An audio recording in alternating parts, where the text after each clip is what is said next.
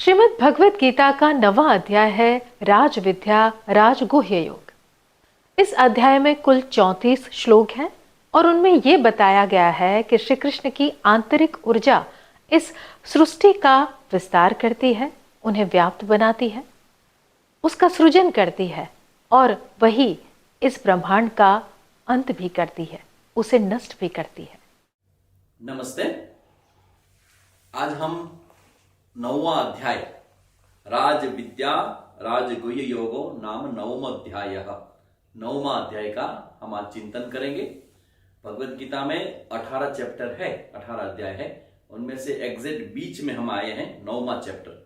तो ये जो अध्याय है, इस अध्याय को भगवान कहते हैं राज विद्या राजगुह्य, यानी सीक्रेट, टॉप सीक्रेट, सिंपल सा नहीं, टॉप सीक्रेट है। और राजाओं में जो विद्या है, जिसको हम ब्रह्म विद्या भी बोलते हैं, आत्म विद्या भी बोलते हैं, उस विद्या के बारे में भी भगवान ने यहाँ बहुत कुछ दिखाया गया है, बताया गया है। तो सबसे पहले भगवान जो कहते हैं यहाँ पे 9वें अध्याय में, प्रकृति स्वाम अवष्टभ्य विसृजामि पुनः पुनः भूतग्रामिमं कृष्णम अवशम प्रकृते वशात्।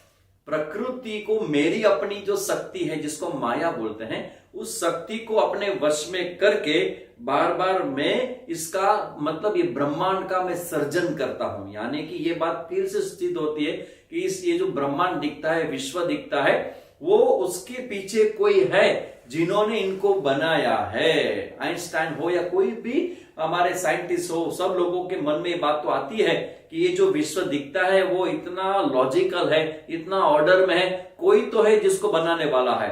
तो भगवान कहता है कि मैं पूरी शक्ति को, माया शक्ति को, प्रकृति को वश करके इस जगत को मैं बनाता हूं।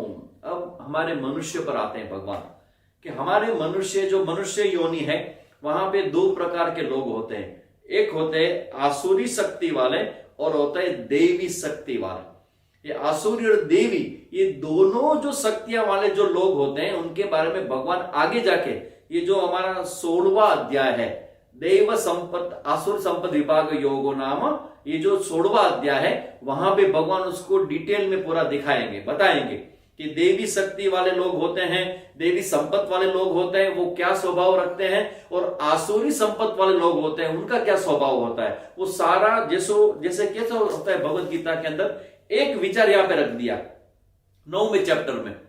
भगवान ने बोल दिया कि भाई आसुरी स्वभाव वाले लोग ये होते हैं, देवी स्वभाव वाले वो होते हैं। बाद में कुछ नहीं बोलते भगवान।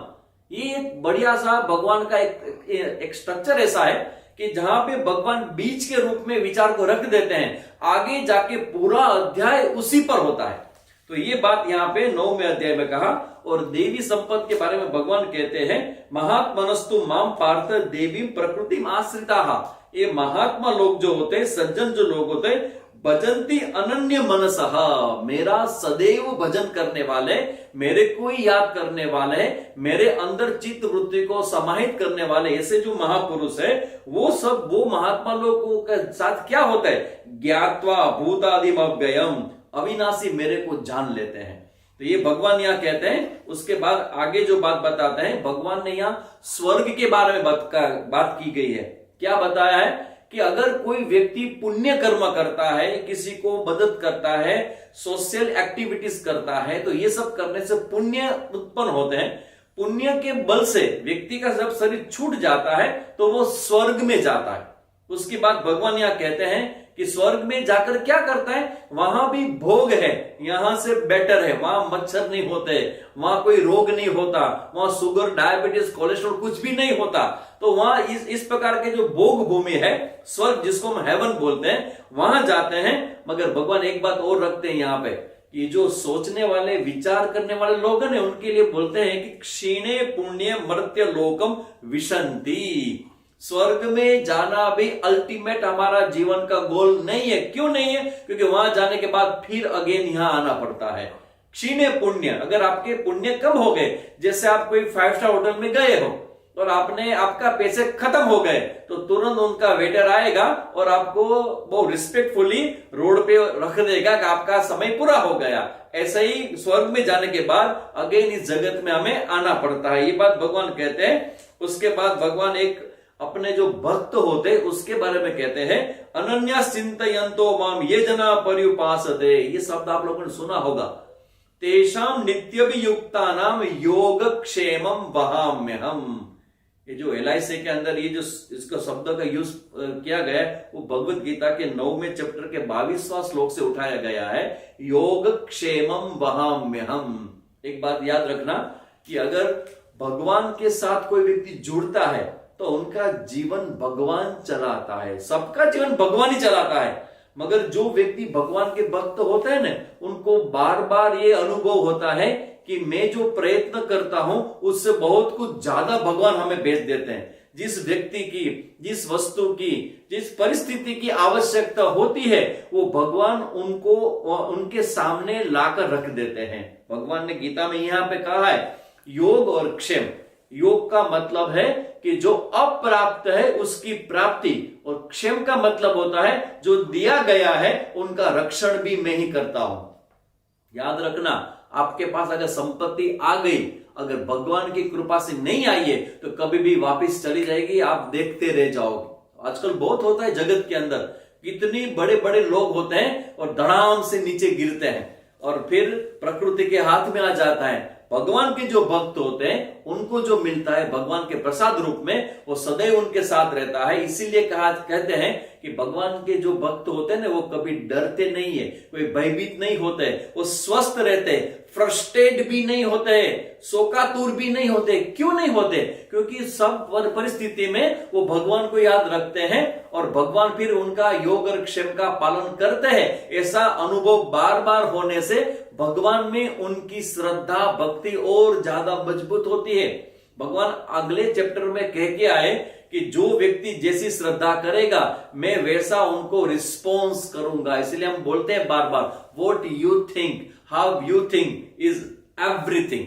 जैसे आप सोचते हो, जैसे आप करते हो, प्रकृति ऐसे ही रिफ्लेक्ट करती है, जिसको हम इको बोलते हैं ना।